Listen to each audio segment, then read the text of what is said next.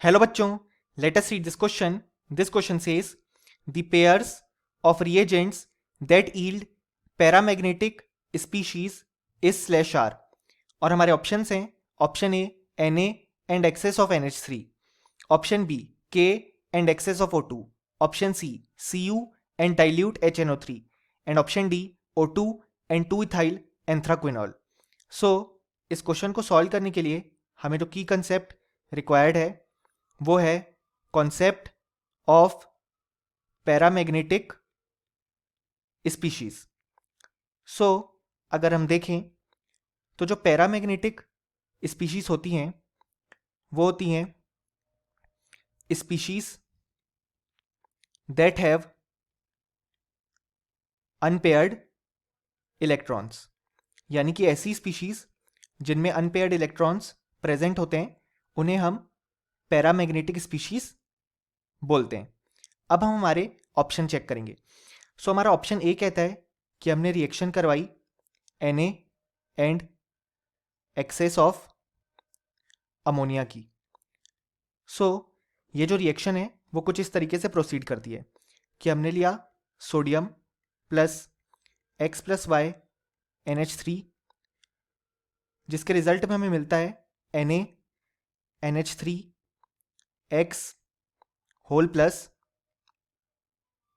Electron NH3y minus. So हम देख सकते हैं कि यहाँ पे हमें रिजल्ट में देखने को मिला सॉल्वेटेड इलेक्ट्रॉन्स, जो कि हम देख सकते हैं इस तरीके से यहाँ पे फॉर्म हुए। और इन्हीं सॉल्वेटेड इलेक्ट्रॉन्स के कारण इस सॉल्यूशन का जो कलर आता है वो आता है डीप ब्लू कलर, और इसके कारण ही ये जो सॉल्यूशन होता है वो होता है कंडक्टिंग इन नेचर। यानी कि हम देख सकते हैं कि जब हमने सोडियम और एक्सेस अमोनिया की रिएक्शन करवाई तो हमें सॉल्वेटेड इलेक्ट्रॉन्स देखने को मिले, यानी कि बेसिकली अनपेयर्ड इलेक्ट्रॉन्स यहाँ पे प्रेजेंट हैं। सो हम बोल सकते हैं कि यहाँ पे जो स्पीशीज आई हमारे पास वो पैरामैग्नेटिक इन नेचर है। सो जो हमारा ऑप्शन ए है वो बिल्कुल करेक्ट है। अब अगर हम हमारा ऑप्शन बी चेक करें तो वो कहता है reaction between potassium and excess of O2। So हम जानते हैं कि जब पोटेशियम एक्सेस ऑक्सीजन के साथ रिएक्ट करता है तो वो फॉर्म करता है KO2, जिसको हम बोलते हैं पोटेशियम सुपर ऑक्साइड। अब ये ऐसा इसलिए पॉसिबल हो पाता है क्योंकि जो पोटेशियम आयन फॉर्म होता है उसकी जो साइज होती है वो लार्ज होती है, जिसके कारण वो सुपर ऑक्साइड आयन को स्टेबल कर पाता है। यानी कि हम देख सकते हैं कि यहाँ पे जो आयन फॉर्म हुआ वो सुपर ऑक्साइड आयन फॉर्म हुआ। सो हम जानते हैं कि ये जो सुपर ऑक्साइड आयन है उसमें एक अनपेयर्ड इलेक्ट्रॉन प्रेजेंट होता है, जिसके कारण ये स्पीशीज भी पैरामैग्नेटिक स्पीशीज कहलाएगी। सो हम बोल सकते हैं कि जो हमारा ऑप्शन बी है वो भी बिल्कुल करेक्ट है। अब अगर हम हमारा ऑप्शन सी चेक करें तो वो है Cu एंड डाइल्यूट HNO3।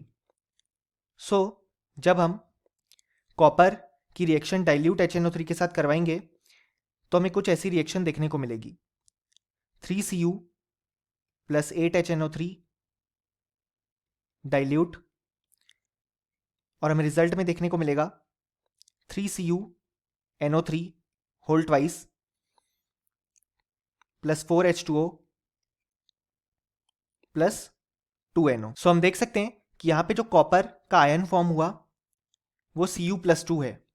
अब हम जानते हैं जो कॉपर का कन्फिग्रेशन होता है वो होता है आर्गन 4s1 3d10। सो अगर हम Cu+2 आयन का कन्फिग्रेशन लिखें तो वो हो जाएगा आर्गन 3d9। 3d9 यानी कि यहाँ पे जो इलेक्ट्रॉन फिल हुए होंगे वो होंगे कुछ इस तरीके से 1 2 3 4 5 6 7 8 9, यानी कि हम देख सकते हैं यहां भी एक अनपेयर्ड इलेक्ट्रॉन प्रेजेंट है, जिसके कारण ये वाली स्पीशीज भी पैरामैग्नेटिक स्पीशीज कहलाएगी। सो हमारा जो ऑप्शन सी है वो भी बिल्कुल करेक्ट है। अब अगर हम हमारा लास्ट ऑप्शन चेक करें, ऑप्शन डी, तो वो कहता है reaction between O2 and 2 ethyl anthraquinol. So अगर हम देखें तो जो 2 इथाइल एंथ्राक्विनॉल है उसका स्ट्रक्चर कुछ इस तरीके का होता है कि यहाँ पे बेंजीन रिंग कुछ इस तरीके से, देन एक अटैच्ड 6 मेंबर्ड रिंग जिसमें यहाँ पे डबल बॉन्ड, यहाँ पे भी double bond, and then again एक ऐसी रिंग। इस पोजीशन पे हमें देखने को मिलता है OH और यहाँ पे भी OH, एंड इस पोजीशन पे हमें देखने को मिलता है इथाइल ग्रुप। अब जब हम इसकी रिएक्शन O2 के साथ करवाते हैं तो हमें उसके रिजल्ट में देखने को मिलता है फॉर्मेशन कुछ इस तरीके के स्ट्रक्चर का। यहाँ पे बेंजीन रिंग, देन यहाँ पे एक अगेन, देन एक अगेन 6 मेंबर्ड रिंग, और स्ट्रक्चर कुछ इस तरीके का होता है। यहाँ पे डबल बॉन्ड, यहाँ पे डबल बॉन्ड, एंड देन यहाँ पे CH2 CH3, और यहाँ पे आ जाता है डबल बॉन्ड O, और यहाँ पे भी डबल बॉन्ड O, और साथ में हमें फॉर्मेशन देखने को मिलता है H2O2 का। सो ये जो प्रोडक्ट फॉर्म हुआ इसका नाम होता है 2 इथाइल एंथ्राक्विनोन। क्विनोन इसलिए आया क्योंकि अब यहाँ पे कीटोन ग्रुप प्रेजेंट है, और पहले ऑल इसलिए था क्योंकि OH ग्रुप प्रेजेंट थे।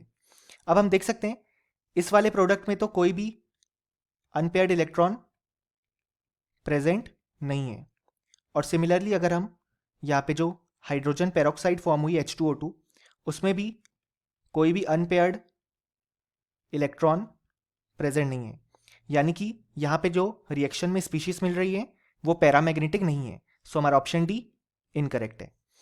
सो अब हमसे क्वेश्चन में पूछा गया था कि कौन से रिएजेंट पैरामैग्नेटिक स्पीशीज ईल्ड करेंगे। सो हमने देखा ऑप्शन A, B और C में जो प्रोडक्ट आ रहे हैं वो पैरामैग्नेटिक स्पीशीज हैं, यानी कि फाइनली हमें बोल सकते हैं कि इस क्वेश्चन के जो करेक्ट आंसर्स हैं वो हैं option A, option B and option C। Hope you understood it well. Best of luck.